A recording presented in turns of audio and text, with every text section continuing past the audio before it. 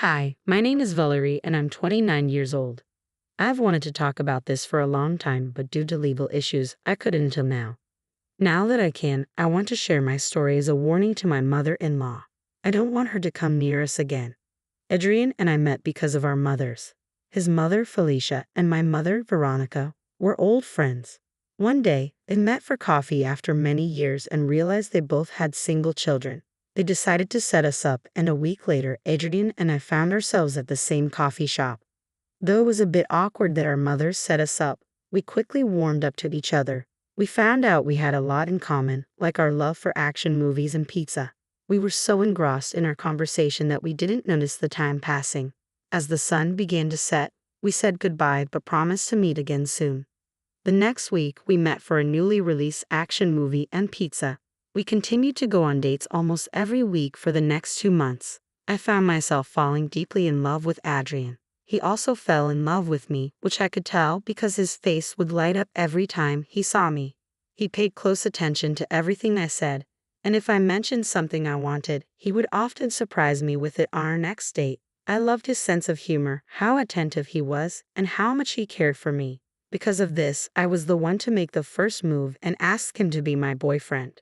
He enthusiastically said yes. We officially introduced each other as a couple to our parents. Both our mothers were overjoyed and proud that they had brought us together. However, over time, I noticed a change in Felicia's behavior toward me. She became cold and distant, sometimes making snide remarks under her breath. When I asked her why she was behaving that way or why she said something rude, she always told me it was nothing or tried to convince me I was imagining things. This bothered me a lot, and one day, I spoke to Adrian about it. He got angry and promised to make sure his mother treated me properly. I was grateful for that. I knew how much Adrian loved his mother, but the fact that he would stand up for me against her made me incredibly happy. I don't know what Adrian said to his mother, but after that, Felicia treated me like she used to before her behavior changed.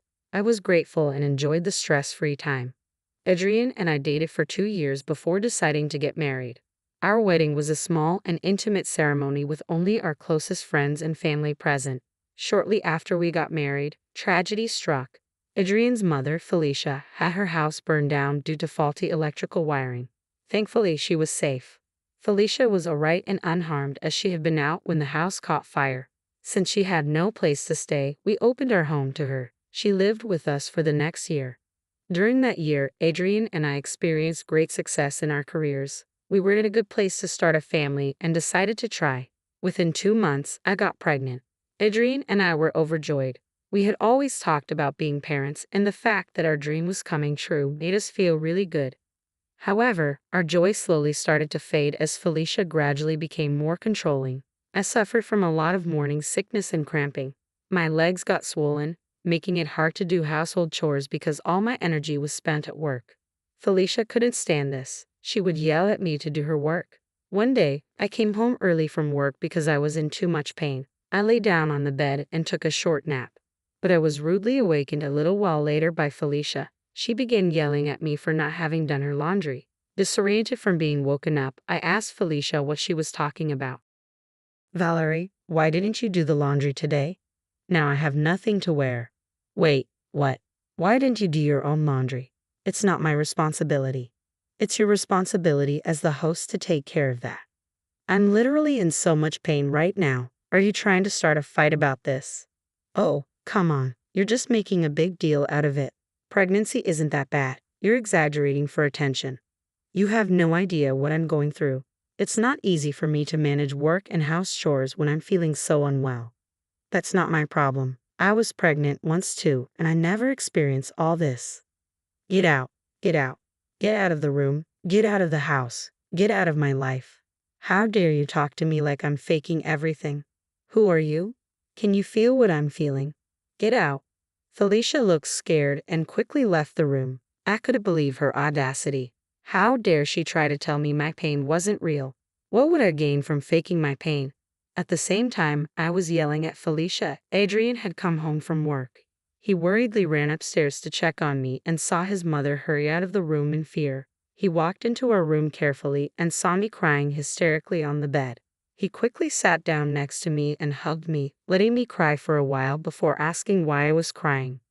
I recounted everything that had happened with Felicia and how she had been constantly yelling at me whenever I didn't do the house chores.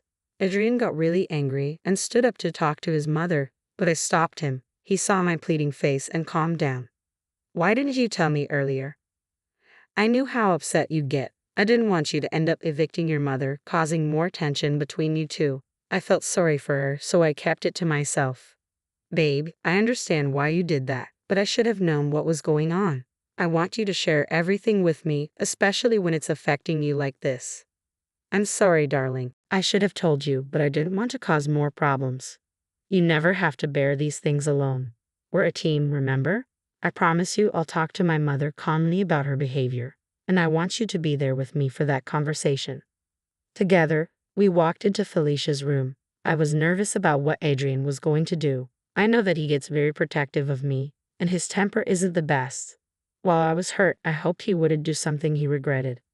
Felicia looked surprised and asked why we were in her room.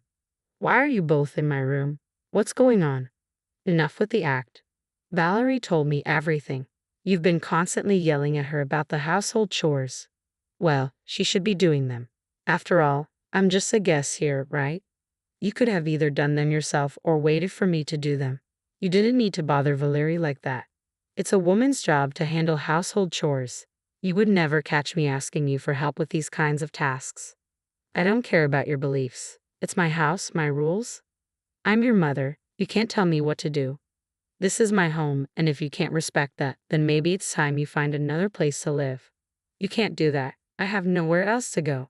The only reason I haven't evicted you already is because Valerie asked me not to, but if you cross the line again, I won't hesitate. I promise I won't do it again. Just please don't kick me out.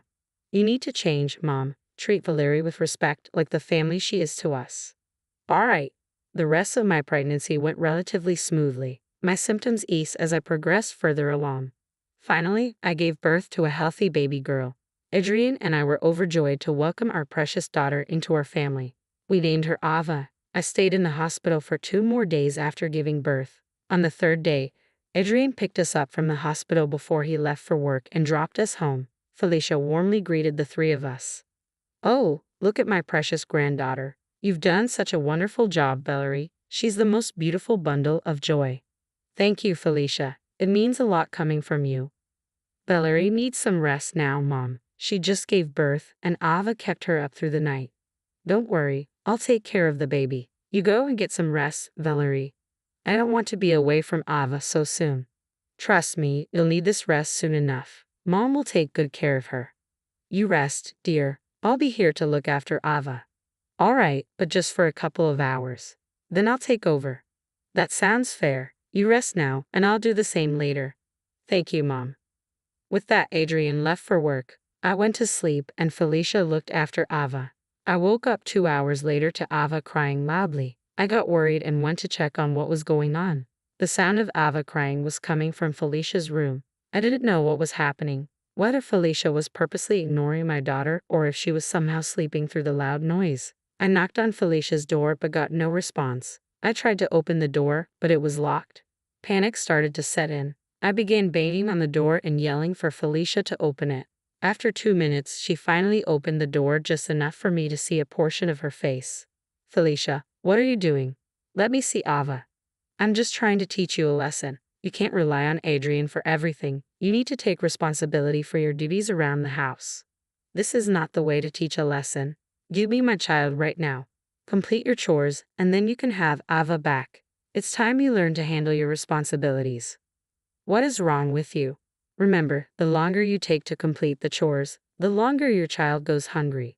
Fear replaced the anger in me. I was ready to do anything that Felicia asked as long as Ava was safe. I couldn't understand why she was being so cruel to me right after I had given birth, but I didn't have the luxury of arguing about it. I needed my baby fed and safe. I asked Felicia what needed to be done. Felicia told me there was a pile of dishes to be washed, the house needed to be vacuumed because it had gotten dusty, and the common bathroom had to be scrubbed clean. She also said I had to finish everything before Adrian came back and that I couldn't tell him anything about it. Otherwise, she would make things worse for me. I nodded through my sobs and left to complete the chores. I sobbed because I was still in pain, but I knew I had no choice. I spent the next couple of hours toiling away to make the house clean for Felicia. I had to take a few painkillers to stop me from fainting from pain and exhaustion. I also had to be careful not to strain my stitches and tear them. All in all, I was having a tough time and kept crying as I did the chores. I wanted to tell Adrian because this was beyond cruel, but I was scared about what Felicia might do to Ava. I was glad that Felicia had managed to get Ava to stop crying, but I was still scared about what the future held for us. I just wished there was some way out of this. The universe heard my wish and did more than I had hoped for. That day, Adrian arrived home 2 hours early to surprise Ava and me. When he walked into the house, he couldn't find me anywhere. He saw the light in the common bathroom switched on and walked in to see me on my hands and knees, scrubbing the floor while sobbing. Adrian rushed over to me and asked why I was overexerting myself like this. At the sight of him, I started sobbing harder. Adrian panicked and pulled me into his arms, gently stroking my hair as he waited for me to calm down. When I did, I told him about what Felicia had done. Adrian was seething, and unlike last time, I didn't stop him. Adrian banged on Felicia's door and demanded she open up. Felicia opened the door and looked at him in surprise. Adrian, how come you came home early? Did you forget something?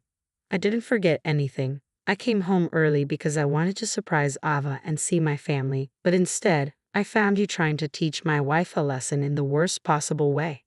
Oh, come on. I was just trying to help her be a better wife and mother. She needs to learn to handle her responsibilities.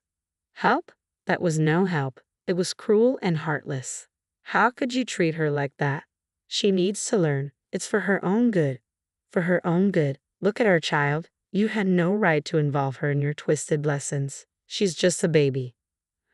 I know what's best for everyone, including you. Valerie needs to change. No, you need to change. I won't let you hurt my family anymore. We're done. I want you out of our lives. Adrian, you can't be serious. I thought you cared about me. I did care about you once, but not anymore.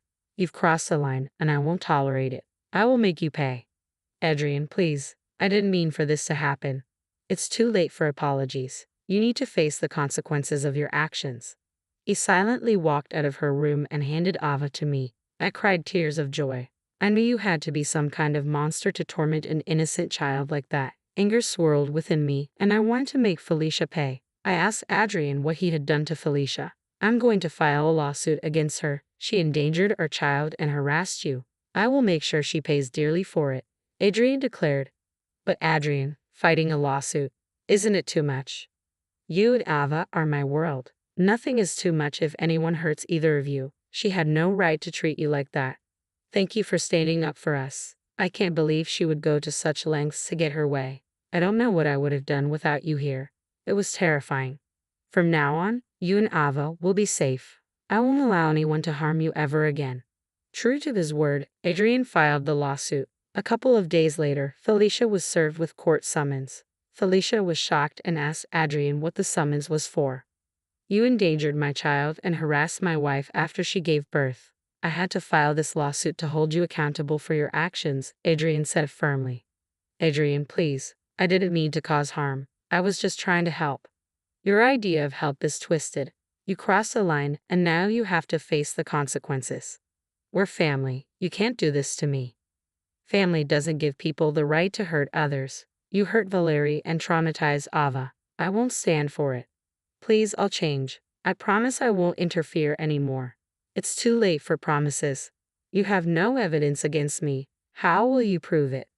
I installed baby cameras everywhere the night before Valerie got home from the hospital. I've got more than enough evidence of you hurting my family. Adrian, I beg you don't do this. I'll do anything to make it right. You had your chance to be better. Now you must face the truth. You broke my trust, and I won't let you hurt my family any longer. In the months that followed, things moved quickly in court. Felicia was charged with a misdemeanor and sentenced to 6 months in jail plus an $800 fine. When the judge announced the sentence, Felicia broke down and started wailing in the courtroom. Adrian didn't seem to care about her tears and instead looked satisfied that she got what she deserved. As I watched Felicia get escorted out of the courtroom in handcuffs, I couldn't help but feel relieved. I knew that for at least the next 6 months, my family and I would be free of Felicia's toxic behavior. Meanwhile, Adrian and I focused on raising our newborn daughter Ava and didn't let Felicia's actions define us. We found strength in each other and the support of our friends and loved ones. While Felicia was in jail, she had time to think about what she had done. At the same time, Adrian and I worked on healing from the hurt she caused. I couldn't fully forgive her, but I knew it was important to move forward for our own sake and our families. Felicia finished her jail time and sought counseling to make amends for her actions. I wanted to believe she could change, but I remained cautious and never let her come close to us again. One time she tried, and I threatened to get a restraining order. Our lives gradually got back to normal. The pain Felicia caused was still there, but we focused on building a better future for our family and cherishing the happiness Ava brought into our lives.